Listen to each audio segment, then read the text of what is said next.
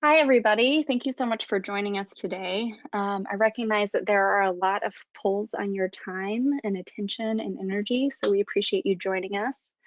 My name is Rebecca Anderson. I'm a licensed clinical social worker. I'm currently working at the College Wellness Center as a staff counselor. So I'm doing therapy and counseling with our students at Dickinson. But as you might have seen in my bio, I, in the past, worked with families who had young children. But I also have a 2-year-old myself. So I will be speaking today from my lens, both as a parent and as a professional. I also wanted to say that we will have time at the end for questions. So please do type your questions into the question box in your control panel as we go, and then we'll save some time for those at the end. So some things that we're going to cover today. The importance of caring for the caregiver, something that we hear a lot about, but honestly can be pretty difficult even during normal circumstances to enact. Oh, sorry. How to talk to our children about what's going on right now. Strategies to help your child and yourself, or your children and yourself. And how loved ones can support the children and parents in their lives. So throughout the presentation, you'll find a few different things. You'll see links that say in action, and those will be examples of ways that you might use a particular strategy, or some even scripts for how to have these conversations with your children, or problem solve with your children. So those are just for your further information or reading if that's helpful to you. I recognize that right now we all have a lot of information on our plates, and that for some people it may not be helpful to go into all the details, and frankly also we don't have the time to do that today, but I wanted you to know where you could find more information if you like. There will also be a resource library at the end. And then just to keep me honest, throughout the presentation, you'll see diary entries. This kind of started as a joke. My husband and I were sending updates to some family and friends occasionally, or sometimes we would just log a note on our phone of how things were looking for us as we progressed through the experience of social distancing. But a lot of the things that we mentioned in those were things that are relevant to this presentation. And I just wanted to be real with you that as a parent myself, many of the things we'll talk about today are things that I am also navigating alongside you. So this is an illustration that I'm really fond of. I've linked to the artist's Instagram there, but she first posted it in November of 2018. She's posted it a few times since then, and every time she does, caregivers respond really strongly with how much it resonates for them, that experience of being pulled in multiple directions. And if that was true in November 2018, how much more true is that now, right? When we are navigating, holding our concerns about what's happening in the world, trying to figure out what's going to happen with our employment, or how to continue working from home, how to be responsive to our children. People are holding more now than they ever have. All right, so day 3, kid is free range eating cookies in his underwear. I can tell you this did not feel like an auspicious start to social distancing, but it's what we had to do to get through that day. So from that perspective, caring for the caregiver, at the end of the day, you're a person too. And it can be really hard to find or make space for our needs in the midst of everything. As a society, we really promote this kind of sacrificial caregiving where our children come first. And yet in the child development world, we know that actually children do better when their parents' needs are also met. So children are calmer, they feel safer, they learn better. When they can find calm and regulation from a trusted adult who is also finding their own calm and regulation. And time is really full right now. So something that I talk a lot about with our students is that self-care doesn't have to be these big luxurious efforts. It doesn't have to be a bubble bath or a face mask. It doesn't have to be something that takes necessarily additional time, although it can. It might be that I offer activities to my son that tend to be helpful for me or calm me. So maybe it's, hey, would you like to blow bubbles or go on a walk? Something that integrates breath work or movement. Or maybe it's saying, I'm going to take a pause and have a glass of water. And when the glass is empty, I'll be ready to play with you again, because I have a 2-year-old. He doesn't really know what it means when I say I'm going to take a minute. So self-care can happen in those little moments. And then also, this is not forever. This is just for now. If you're getting through a day by not forcing your child to put on his clothes and being okay with him eating some cookies, that's how you're getting through that day. This isn't going to be what life looks like every day, in perpetuity, but it is what things look like for now. We're in survival mode. So these aren't just things I'm saying to make you or me feel better. There's a lot of good evidence behind it. When we think about the relationship between parents and children, or really any relationship in our lives, there's this idea of attunement. When we're in sync with another person, when we're aware of and responsive to their needs. The inverse of that is misattunement. And misattunement happens. It's inevitable and even expected. It doesn't reflect a failure. And it can happen on a continuum. So we can be out of sync for a very small reason, like maybe I'm checking email on my phone and my son wants my attention, or something much bigger, like on the upper end of the scale. That's where we would see situations of abuse and neglect. But right now we're in a situation where parents have, less bandwidth and less, to give, and yet our kids are wanting more. So that's a prime situation for misattunement. What do we do with that? Here's an example from my own life. Day 6 of our social distancing, I texted a friend and said, I felt like all I did today was bark at him. So after that day, something that he and I needed to do was repair. Repair is the other part of every relationship. This is how we get back in sync. So depending on how big or small the misattunement is, that's how big or small our repair needs to be. And what we know too about repair is that this is one of the things that is most predictive of children trusting their caregivers, of children developing self-confidence and competency. When we do that repair with our children, when we come back and work to get back in sync, we help them navigate challenges. We help them learn that we are invested enough in the relationship to work on it. We help them learn that we and they can be imperfect and still be in relationship.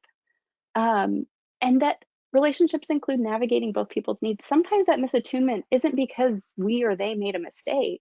Sometimes it's just because what I need and what he needs are different, right? So maybe I'm needing to work and he needs my attention. Those are both fair needs, and they can sometimes be conflicting. So most of the time we are in even the healthiest relationships, even in quote normal circumstances, we're in misattunement or repair. And so that's expected and normal. So this idea that we can be imperfect and still have a quality relationship with our children, still support them and provide their needs during times of stress, is borne out by the research. So what might this look like in practice in this particular context? Well, say that you're really distracted and you're realizing that your kid's needing your attention. Maybe you say, I was really distracted when you wanted my attention. Let me try again. I'm here now. Or maybe you were just at your limit and you lost your cool because they did something frustrating. Maybe you say, I feel frustrated when you don't pick up your toys. But still, I don't like how I handled that. And I know that in this family, we've agreed to talk to each other with calmness and respect. Or maybe it's those competing needs. I need to make calls for work and you need to get time with me. So that's frustrating for both of us. What if we take some time together to make stop and go signs for the door so you know when you can say hi? It's addressing the fact that your child is asking for your time. It's giving it in a way that also says, I have some needs here too. Repair can also be nonverbal. It might be returning your attention to your child or a hug. I can say that there was one day where every time I lifted my phone or took out my computer, my son screamed. And that was his way of saying, hey, hey, hey, hey, hey, and calling me out. It did not feel good. It was not our best day. Um, but it did help me clue in and adjust accordingly. And I realized that, this was the amount of work I needed to get done that day, and everything else needed to be set aside. We don't always have that luxury, but through our repair, we can do that dance of give and take with our kids and recalibrate. Day 8. So this is when we watched the National Zoo live stream of the elephant enclosure. There were no elephants, but we did watch the zookeeper shovel poop for several minutes. Please keep your book away from the TV. No, Grover does not need to eat the poop. This was one of those things I thought, oh wow, there's all these live streams. We're gonna have this like great cool moment. He's gonna get to see these elephants. Instead, we watched the zookeeper shovel poop, which admittedly he really enjoyed, but was hard to replicate in the future when he wanted to see the elephant poop. And also a time when he started doing some limit testing. He was hitting the TV. So with that, segueing, how do kids give us feedback on how they're doing? One that I just mentioned was limit testing. It's completely age appropriate, and we often see more of it at this time. You might also see changes in their sleep, how much they're eating, their mood, how they engage with people, and then physical symptoms like headaches or stomach aches. So this will look differently depending on the age of your child. Like in teenagers, you might see them sleeping more, they might be irritable. Really young children, infants, toddlers might be clingier or fussier. Teenagers might become socially withdrawn. So it varies based on the age of child, but these are the domains in which you see changes. Mild changes are common. If you see significant changes, that might cue you that your child's a little bit more sensitive to what's going on. This is a chart that breaks some of those changes down by age. I'm not going to go through it in detail, but it's there for your reference so you can look based on the age of your child or children. So if I can emphasize only one thing about this area, it would be that these are normal reactions to abnormal circumstances. So the extent to which you're seeing this in your child doesn't reflect that you're a bad parent or that you're failing. It's just the way that kids offer us feedback. We see changes like this on a smaller scale when there's any disruption to their routine or life. So we see changes in some of these areas when kids transition from the school year to summer, or when a family member visits and then leaves. Well, our children have had a lot of changes. So understandably, we see a lot more changes in those areas. If your child shows significant distress, or if the distress seems persistent despite things that you try to do, that might be a good cue to go get some more support. Or if you just feel like you could use some reinforcements because it just feels like a lot to hold, it's okay to connect with a child therapist or your child's school counselor. Day 13, Inside Out, sadness toy officially becomes a transitional object. So classic therapist, we've got this toy of sadness from Inside Out, and my son has become really attached to her. We found her in his backpack, which is where he keeps his most like treasured objects. He's making beds for her. One day she got lost and he's walking around the house saying, "Sadness, find us," which feels like a little too on the nose. But that was our day 13. So how do we talk with children about what's happening? Well, even as adults, let's think about what we prefer when people are providing support to us. We prefer that people avoid dismissing our concerns. So I know I've never felt calmer by somebody saying, calm down or don't worry about it. We appreciate when people acknowledge our experiences and without trying to fix it, when they just honor what we're navigating. And we appreciate when people pace information rather than overwhelming us. So these are all things that our kids need too. So how do we have that conversation? We'll start out by finding out what they know. That might be, hey, life has been a little bit weird lately. We're home a lot, and you're not getting to go to school. I know I've mentioned that we're staying home to help ourselves and other people be healthy. What do you know about what's going on right now? That's your chance to clarify and address anything that they might misunderstand or have misinformation about. It also gives you a window into what is most important to your child.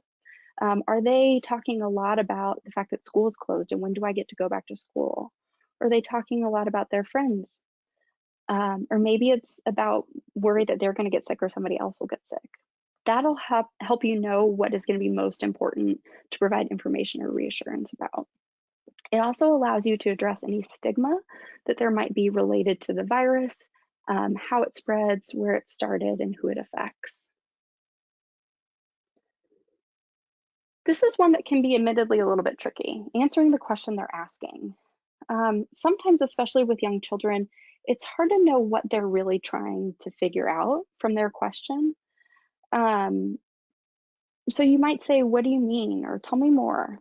That buys you a little bit of time, but it also allows you to get some clarification. When you answer, provide information in a concise statement. So I sometimes tell people we're thinking one breath or one drop. And that allows your child to have a little bit of breathing room to process. It also allows you to recalibrate as you go. So maybe you provide an answer and they're like, no, no, no, mommy, I mean this. What happens if this? And then you can recalibrate. You haven't gone down this road of providing a whole bunch of information that's totally different than what they were asking. And it's okay to say, I don't know. Or maybe you say, that's a really good question. I'm going to need to think about that. Or you say, why don't we look into that together? One of the most important things we can do is emphasize the ways that we're taking care of them and others. Obviously, there are things that we're all doing to promote physical health and well-being, but this would also include emotional health and well-being, right? So how are we helping them stay connected to the important people in their life? How are we helping support the important people in our life? And older kids can also be engaged in the problem solving. Yeah, this is something that's really hard right now. What do you think we as a family should do about that? It's totally okay to feel like a script might be helpful. Um, that's something that in my own life for a few different situations with my son I've used. There are a lot of different social stories floating around the internet right now. Social stories take big ideas or big problems and put them in a narrative format for children to understand on a developmentally appropriate level. And then it's paired with pictures too, which helps them. So I've included here links to some of my personal favorite social stories, going from very young children to older children. But there are many, many others. So feel free to use or not use those as makes sense for you, your family, and your child. So some things that you can expect. You can expect to answer the same question over and over and over. This is partially because that's how children process information cognitively, but it's also because that's one way that they seek reassurance. So that's their way of saying, if I ask this question again, am I going to get the same answer or have things changed? So trying to be consistent when you can. You can also expect your child to return to the topic seemingly out of nowhere, which may include through their play or art.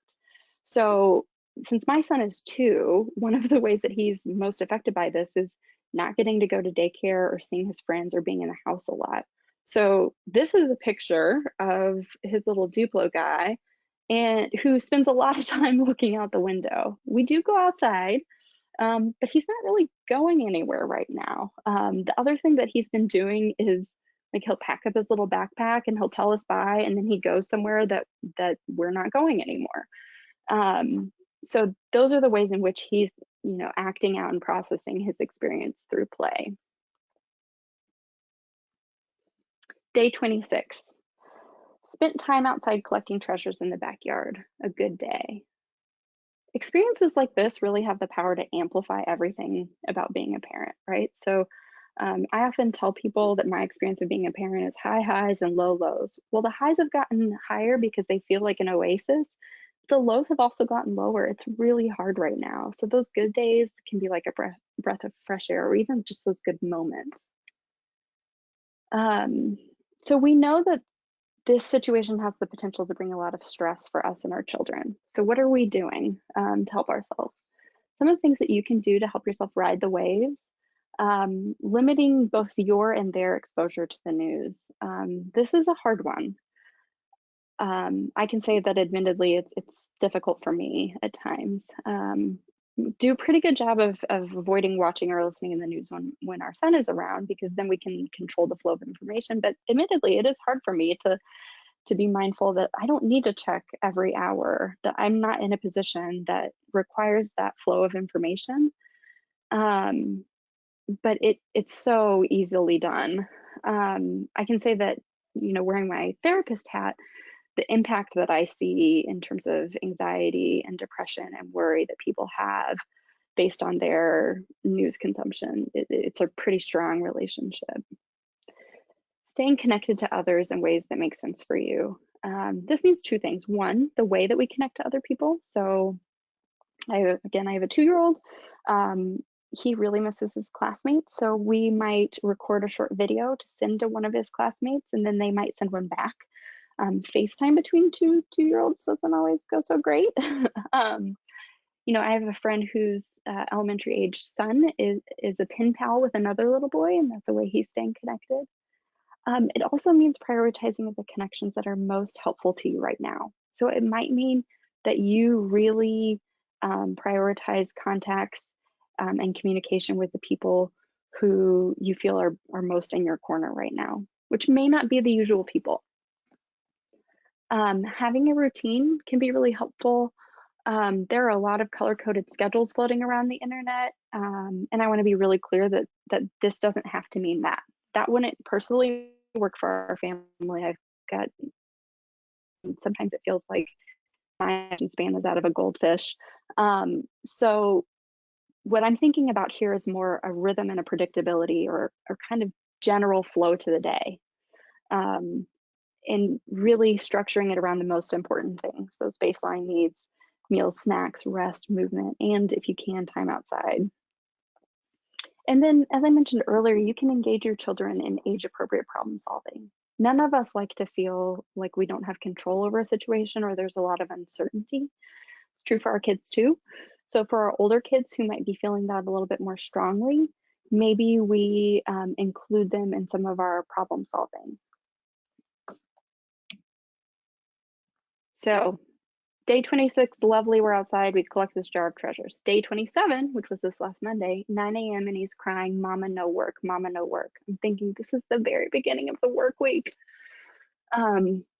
Internet connections not supporting work, mac and cheese sauce discovered on the dog's cone, unclear how long it's been there. Real life. So just, as I kind of tongue-in-cheek referenced, parents are holding a lot. How can loved ones help from afar? Probably the biggest thing that you can do is just listen to and encourage parents. Most people are feeling an incredible amount of just worry and grief and overwhelm right now. Parents, in addition to that, are feeling a lot of guilt because they just feel like they're not able to do anything well right now. So just coming alongside, suspending a judgment and advice giving, trying to refrain from telling them to just enjoy the time, but really encouraging and listening to parents. Letters, mail, care packages, always good. And all of the science seems to indicate that there's quite a low risk with that. Video chatting is something we're doing a lot of right now. Finding unique ways to connect with children over video chat, especially for young children, may be important. Having a back and forth conversation doesn't always go terribly well with little kids, but maybe you comment on their shirt. "Wow, you're wearing a yellow shirt today. How cool. I see there's blocks behind you. You must have played blocks today." Or maybe you get goldfish, and you share a snack across your video chat, or sing a song, read a book. So I recognize that that was a lot of information, and I want to pause and check in and see what questions you all may have.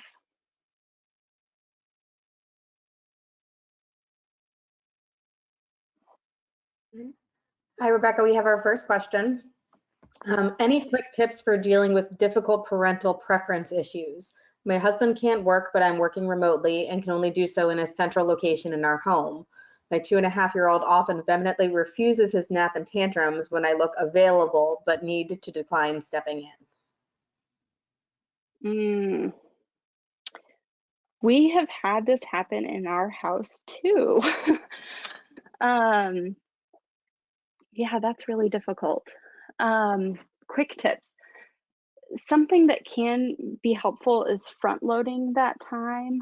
An adjustment that we've made in our house is typically I cover our son in the morning, and then when my husband has lunch, afterwards he puts our son down, and we just found that my son would not go down for a nap afterwards. And so we started with Dad coming downstairs a little bit earlier, getting some time with him, and then transitioning to nap after they've had a little bit of time together. So to the extent that it's possible, front loading can be helpful, or removing yourself during those times that you know are especially difficult, those transition times, might be important. Just relocating during those particular parts, but not the rest of the day. Unfortunately, with a lot of these situations, there's not necessarily a quick solution.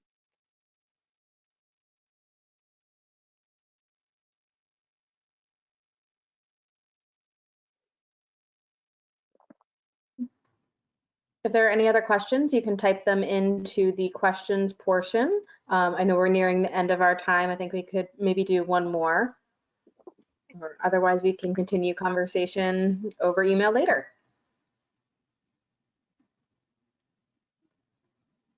All right, Rebecca, I think you were very thorough and answered a lot of people's questions. I know you answered mine. Well, I'm glad. I want to thank everybody for joining. If you do have other questions or wanting some clarification on anything, please feel free to email me.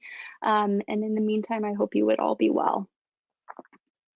Thank you very much, Rebecca, for leading this. This was a fabulous and informative presentation, and I want to thank everyone for joining us today for this webinar. I hope you'll be able to join another one of ours soon, and we are all wishing you all health and safety and sanity in the days and weeks ahead. So thank you all very much, and enjoy the rest of your day.